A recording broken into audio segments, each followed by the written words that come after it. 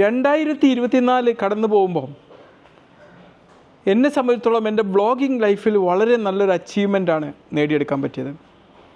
തീർച്ചയായിട്ടും എന്നെ സംബന്ധിച്ചിടത്തോളം ഒരു വ്ളോഗ് ചെയ്യുക എന്നുള്ളത് മറ്റുള്ളവരെ കൊണ്ട് കാണിപ്പിക്കുക എന്നതിനേക്കാളുപരി ലോകത്ത് ഏറ്റവും ഇമ്പോർട്ടൻ്റ് ആയിട്ടുള്ള ഒരു വ്യക്തിയെ കൊണ്ട് കാണിപ്പിക്കുക, ആ വ്യക്തിയെ കൊണ്ട് സാറ്റിസ്ഫൈ ചെയ്യിപ്പിക്കുക എന്നുള്ളതാണ്. ആരാണ് ഇമ്പോർട്ടൻ്റ് വ്യക്തി? അത് ഞാൻ തന്നെയാണ്. എനിക്ക് ജീവിതകാലം മുഴുവനും പഠിച്ചുകൊണ്ടിരിക്കാനും ആ പഠിച്ചത് അപ്ലൈ ചെയ്യാനും ഒരു പ്ലാറ്റ്ഫോം, അതിനപ്പുറത്തേക്ക് ഞാൻ ബ്ലോഗിനെ കണ്ടിട്ടില്ലായിരുന്നു.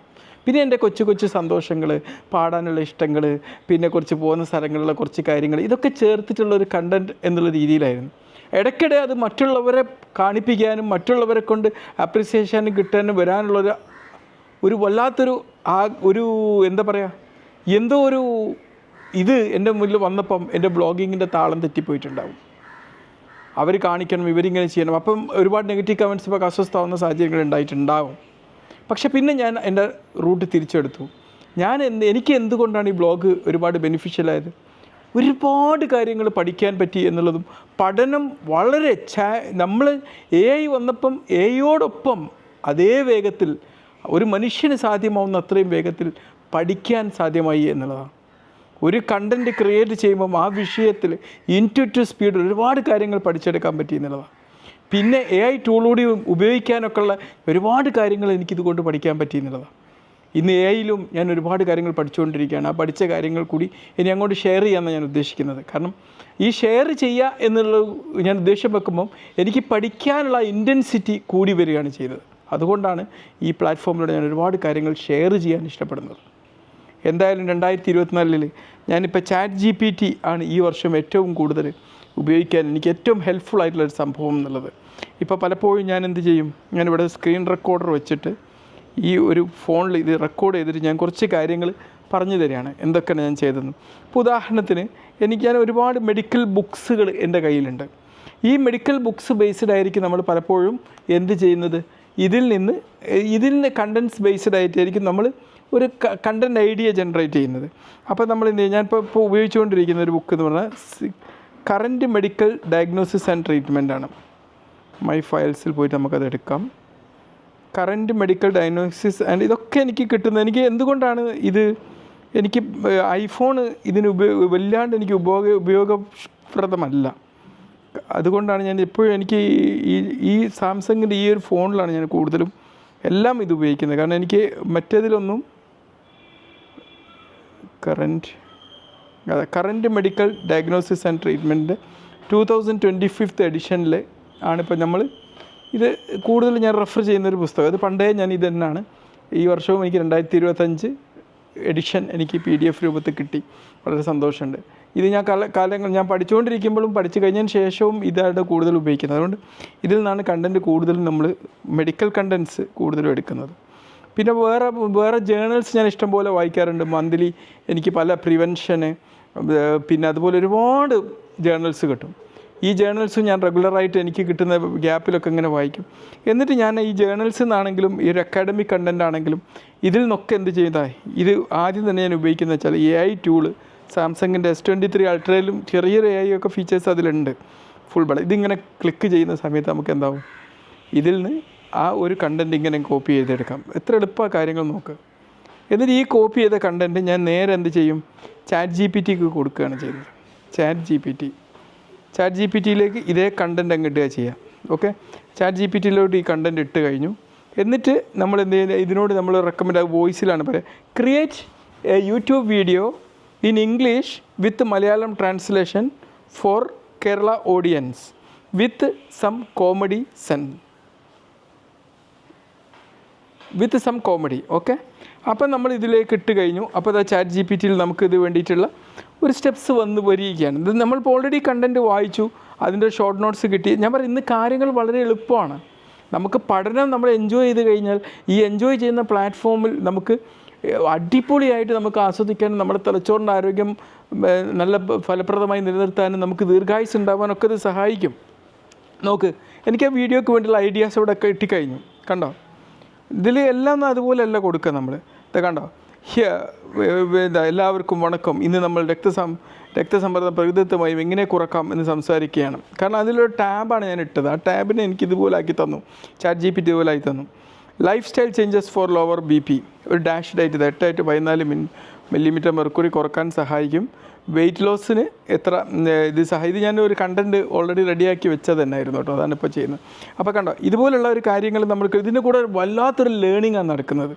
എനിക്ക് പറയാനുള്ളത് എന്താണെന്ന് വെച്ചാൽ നമ്മളൊക്കെ എന്ത് ചെയ്യണമെന്നറിയോ, ഈ സോഷ്യൽ മീഡിയ പ്ലാറ്റ്ഫോമും മറ്റേതൊക്കെ ഉപയോഗിക്കുമ്പം വെറുതെ ഇങ്ങനെ മറ്റുള്ള പൊളിറ്റിക്സും അങ്ങോട്ടും ഇങ്ങോട്ടുള്ള ഇടിയും മടിയും പൊടിയും കഞ്ചിരിക്കാതെ ഇതുപോലെ നമ്മളുടെ ബ്രെയിനിൻ്റെ പവറും നമ്മുടെ ജീവിതത്തിൻ്റെ എക്സിസ്റ്റൻസിന് ആവശ്യമായിട്ടുള്ള കാര്യങ്ങൾ നേടുന്ന രീതിയിൽ ഏറ്റവും ഫലപ്രദമായിട്ട് രീതിയിൽ നമ്മൾ ഉപയോഗിക്കുക എന്നുള്ളതാണ്. ഇതിൽ സ്ട്രെസ്സ് വരരുത് എന്ന് മാത്രം. എനിക്ക് ഇടയ്ക്കൊക്കെ ഈ ഒരു കാര്യം ആലോചിച്ചിട്ട് സ്ട്രെസ്സ് വന്നിട്ടുണ്ട്. അതും ഞാൻ ഇങ്ങനെ റിലീവ് ചെയ്ത് വരികയാണ്. സോഷ്യൽ മീഡിയ എന്നൊക്കെ വളരെ കുറച്ചിട്ട് ഞാൻ എൻ്റെ നോളജ്, ഞാൻ പഠിക്കുന്ന കാര്യങ്ങൾ ഷെയർ ചെയ്യുക. എനിക്ക് വേറെ ആരും കണ്ടില്ലെങ്കിലും കുഴപ്പമില്ല. എന്നിലിപ്പോൾ എൻ്റെ മോണിറ്റൈസേഷനൊക്കെ എത്രയോ മാസങ്ങളായിട്ട് ഓഫായി കിടക്കുക ഫേസ്ബുക്കിൽ. അത് നേടാനുള്ള ശ്രമങ്ങളൊക്കെ നടത്തുന്നത്. എന്നിട്ട് ഞാൻ എൻ്റെ പോസ്റ്റിനൊന്നും ഒരു കുറവും വരുത്തിയിട്ടില്ല. ഒരുപാട് വൈറലാവേണ്ട പോസ്റ്റുകളുണ്ട്, ഒരുപാട് റീച്ച് ആവേണ്ട പോസ്റ്റുകളുണ്ട്. ഇന്ന് ഫേസ്ബുക്ക് എൻ്റെ പോസ്റ്റുകൾ ഒന്നും റെക്കമെൻഡ് ചെയ്യുന്നില്ല. എന്നിട്ട് പോലും അതിന് വ്യൂവേഴ്സിന് കിട്ടുന്നുണ്ടെങ്കിൽ അതെന്താ കാരണം? അത് അവർക്ക് ഉപകാരമുള്ള പലതും ഉണ്ടല്ലോ, മറ്റുള്ളവർ ഷെയർ ചെയ്തുകൊണ്ടോ, അല്ലാണ്ട് നമ്മളായിട്ട് ചെയ്തുകൊണ്ടോ സേസ്ബുക്കിൻ്റെ സൈഡിൽ നിന്ന് സഹകരണം ഉണ്ടായതുകൊണ്ടല്ലോ. ഞാൻ തന്നെ ഏതെങ്കിലും ഗ്രൂപ്പിലൊക്കെ ഷെയർ ചെയ്ത് കഴിഞ്ഞാൽ തന്നെ അത് പ്രശ്നമാണ്. അത്രയേറെ ശക്തമായിട്ടുള്ളൊരു ബ്ലോക്കാണ് എനിക്ക് കിട്ടിയിരിക്കുന്നത്. മനസ്സിലായില്ലേ? അതൊന്നുമില്ല, ഞാൻ ഒരാളെന്നെ തെറി വിളിച്ചിരുന്നു. ആ തെറീനെ ഞാൻ ടൈറ്റിലാക്കി. അത് ഫേസ്ബുക്കിൻ്റെ ആൽഗരിതം എന്തോ അബ്യൂസീവ് കണ്ടൻറ്റായിട്ട് കണ്ടുവന്നുള്ളത്. അത് കണ്ടോ? അപ്പോഴേക്ക് ChatGPT നമുക്ക് വേണ്ടതൊക്കെ കറക്റ്റായിട്ട് ഇങ്ങോട്ട് ഉണ്ടാക്കി തരിക. വ്യായാമം എത്ര കുറക്കുന്നു, ഇന്ന് ഞാൻ അടുത്ത ദിവസങ്ങളിൽ ഷൂട്ട് ചെയ്യാൻ ഉദ്ദേശിച്ച ഒരു കണ്ടൻറ്റാണ് കേട്ടോ. പിന്നെ നമ്മൾ ഗ്രാറ്റിറ്റ്യൂഡ് കൊടുക്കണേ എത്ര കണ്ടോ? ഇത്രയും കാര്യങ്ങൾ ഇവിടെ റെഡിയായി കഴിഞ്ഞു. എന്നിട്ട് നമ്മൾ എന്ത് ചെയ്യുന്നത്, അവിടെ ഗ്രീൻ സ്ക്രീൻ വെച്ചിട്ട് ഉടൻ തന്നെ നമ്മൾ പഠിച്ച കാര്യത്തിന് പെട്ടെന്ന് തന്നെ ഇത് കൊടുക്കുക ചെയ്യാം. എന്നിട്ട് എഡിറ്റ് ചെയ്യുന്ന സമയത്ത് നമ്മൾ ഒന്നുകിൽ നടന്നുകൊണ്ട് ചെയ്യും, അല്ലെങ്കിൽ ട്രെഡ്മില്ലല്ല സൈക്കിൾ ഉണ്ടല്ലോ, നമ്മൾ എക്സസൈസ് സൈക്കിളിൽ ഇരുന്നിട്ട് അങ്ങനെയോ ചെയ്യും. കുറച്ചൊക്കെ തീരെ ഫുൾ എക്സസൈസൊക്കെ ചെയ്ത ദിവസമാണെങ്കിൽ നമ്മൾ എന്ത് ചെയ്യും, ചിലപ്പോൾ കിടന്നുകൊണ്ടും ചെയ്യും. ആ രീതിയിൽ നമ്മൾ എന്ത് ചെയ്യുക, നമ്മൾ ഫുള്ളി ഇൻവോൾവ്ഡ് ആയിട്ട് നമുക്ക് വല്ലാണ്ട് ഇതിന് സ്ട്രെയിൻ കൊടുക്കാത്ത രീതിയിൽ അങ്ങോട്ട് ചെയ്യുക എന്നുള്ളതാണ്. ഇപ്പോഴും എൻ്റെ ഒരുപാട് പോസ്റ്റുകൾ ഞാൻ ഷൂട്ട് ചെയ്ത് വെച്ചതുണ്ട്. കാരണം എന്താ, ഈ രീതിയിൽ ചെയ്യുന്നതുകൊണ്ടാണ് ഞാൻ പറയുന്നത്. എന്താണ്, ഈ 2025 നിങ്ങളൊക്കെ ബ്ലോഗർമാരാവണം. നിങ്ങൾ ഷെയർ ചെയ്യുന്ന പോസ്റ്റുകൾ നിങ്ങളുടെ ജീവിതത്തിൻ്റെ മൂല്യം റിഫ്ലക്റ്റ് ചെയ്യുന്നതും മറ്റുള്ളവർക്ക് വാല്യൂ കൊടുക്കുന്നതുമാവണം. അത് വെച്ച് നിങ്ങൾ തമാശ കിടക്കണ്ടെന്നൊന്നുമില്ല കേട്ടോ. ഞാനും പാടും. അപ്പോൾ നിങ്ങൾക്കൊരു ചോദ്യം ഉണ്ടാവും, ഇതൊക്കെ വാല്യൂ കൊടുക്കുന്നതാണ്. ഒരാളെ സന്തോഷിപ്പിക്കാൻ തന്നാലും വാല്യൂ കൊടുക്കുന്ന കാര്യം തന്നെ, അതിലൊന്നും കുഴപ്പമില്ല. മനസ്സിലായില്ല? പക്ഷേ ഇതിന് മാത്രം അതിന് തന്നെ അങ്ങോട്ട് പോയെടുക്കാൻ പാടില്ല. നമ്മളിപ്പോൾ ഒരു 10-5-8 പോസ്റ്റ് ക്രിയേറ്റ് ചെയ്യുമ്പോൾ ഒരു തമാശ പോസ്റ്റ് ക്രിയേറ്റ് ചെയ്യും. അത് ഈസ് ഓക്കെ. അതൊക്കെ എൻ്റെ രസമാണ്.